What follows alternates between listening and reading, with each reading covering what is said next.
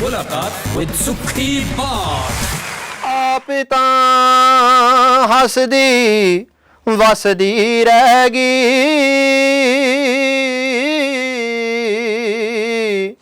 ਤੇ ਮੇਰੇ ਪੱਲੇ ਪਾ ਗਈ ਰੋਣਾ ਤੂੰ ਸੀਨੇ ਚੋਂ ਦਿਲ ਕੱਢ ਕੇ ਲੈ ਗਈ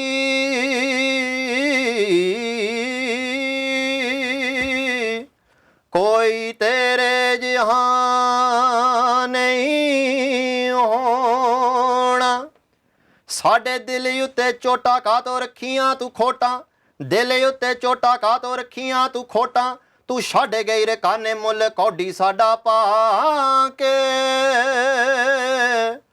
तेरे झूठिए नी लारे तेरे झूठिए नी लारे तेरे झूठिए नी लारे. Wow, that was Subaig Singh Jhootiye Nahi Lare. I was waiting for the fast bit because I really enjoyed that one. That was really okay. So MMA achieved what you wanted to achieve. Was that the Yes. Is that Ted par gaya that's I've done this. I've Paramatma di kirpa na got as far as now. I'm going to look at singing. Singing always been in the family, or inspired by dad again or mom. No, not so much in the family. My parents always encouraged me to learn music. Right. So from a young age, I learned kirtan. Learned the harmonium, learned how to play tabla. And I remember as a kid, we'd have our jude flopped to one side and would be running around trying to avoid practice at any cost. So at the time, it was not an enjoyable activity. Right. But actually, I'm glad that my mum and dad made me do it because now I'm actually able to stand up and sing. But at the time it was a bit of a chore. What was best then, tabla or the harmonium? Which one? Which was your preferred choice of instrument? To be honest with you, I think I hated both equally. But I do remember my harmonium teacher once told me that I was rubbish and I should just stick to tabla. I remember that conversation. Right. But I grew up with kirtan. When I went to school, I started singing a lot of English songs. Okay. So I used to do a lot of things like Tom Jones covers and things like that. Okay. Singing in English. I remember doing musicals like Annie and stuff like that. Right. So singing a lot of English. It's only when I went to university that I think for a lot of people when they go to university they start asking who they are, trying to find out about their identity and stuff like that. And that's when I got heavily into Panjabi folk, like extreme Panjabi folk. Right. So we're talking Charanjit Ahooja age, 80s, Kuldeep Manik, Surinder Shinde. Okay. And to be honest with you, I'd been exposed to all different kinds of music, but for me, this one really, I felt something. I really felt there was a something connection.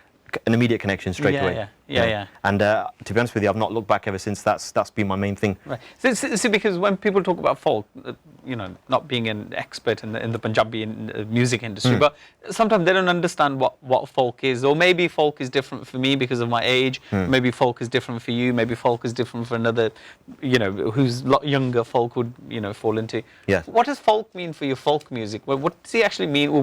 How far back do you go as Subaig singers when you look at folk music? Folk. To me, folk music is the music which connects a people to their soil.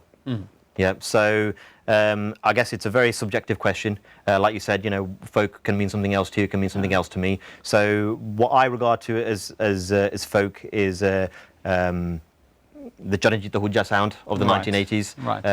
We're talking sort of 80s and back. Amar Singh Shonki, Taddi is folk. Kavishri, those arts are folk. Sufi music is a form of folk. Yeah. So folk is something which is music for the common man. Right. And for me, it's something which a person, it's a medium through which somebody can connect their soul with and connect their emotions with, and connects them to being a Punjabi. Yeah. I was obviously you learn kirtan or your background, or that's where you start from.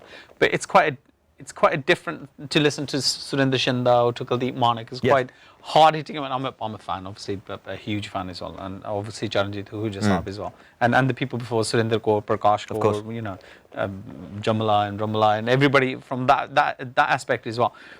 And in your singing style as well, you're quite influenced by that folk. Yes. Obviously, we're going to talk about your new track. It's almost like a Kali sort of a style of track. Yeah. But it's Jhootiye Nahi Lare. Tell me about this track, because when I see you on the TV screen, is there somebody? Are you actually saying it to somebody? There's so much passion. There's so much, not aggression necessarily the word, but there seems so much hurt in your soul. How does an artist create that? Being an artist is about performing, and it's about conveying emotions. So obviously, when if you want to portray an idea convincingly, either you have to have had direct experience of it, or you need to be a good actor and convey it as convincingly as possible. And which are you? No comment. And somehow I thought you were going to say that. I think it's like, obviously a great film, Gurdas Man's Heer Varis Shah, if you watch his film, and I think he's a poet, and he starts to write, and nothing's happening, and I think his guru then tells him, actually you have to experience, to be able to, and then obviously he experiences, and then he writes Heer after that, and rest is as history, as you know. So Popsy, obviously the music machine, we've got to give him a mention, because absolutely he's done that track, and he's done this new track, and you're working with him as well. Yes. The first things first, actually, Popsy, we're watching. How is he? Is he all right? We haven't seen him. How's he doing? And how did you get together with him? Popsy, you should be here.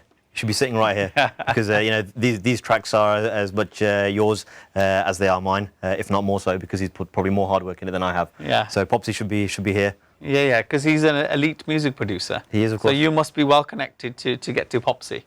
Not at all. I'm not well connected at all. It's a very, very interesting story about how me and Popsy got in touch. Oh yeah, okay. Yeah. We've got time. Yeah, okay. Well, basically, I was. I'll make a confession. I'm a bit of an attention seeker. Right. And you don't say. You don't say. And I do some funny things sometimes, like making comedy skits, filming myself on my camera phone when I'm bored, and uploading it and stuff. And I started uploading myself in my car with my camera phone, singing old Punjabi folk songs.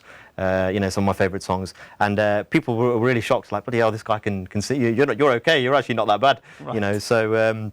Started uploading them, and a couple of weeks later, Popsy just messaged me on Facebook. Really? Popsy was my friend on Facebook previously. Okay. I think he was following me from my fighting days and things like that. Right. Obviously, I knew who Popsy was. Yeah. Popsy, at that stage, he'd released a big track, Sing And I think you sell yourself short, because obviously we knew who you were as well. Yeah. From your fighting days. It had a big impact on our community, on people of my age or people of my generation watching you. So we are quite proud.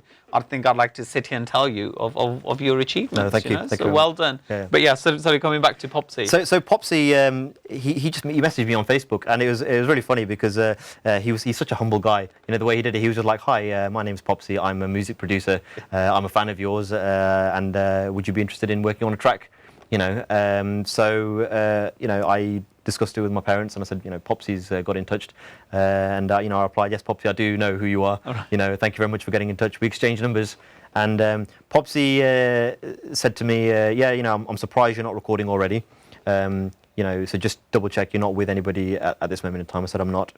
And he said, "Obviously you're a fighter, so it'd be good if we did a track like a fighting track. Jim Vich Muscle Banai Firda. It's obvious, isn't it? Yeah. I've got a fighting background. Right. Let's do something like that."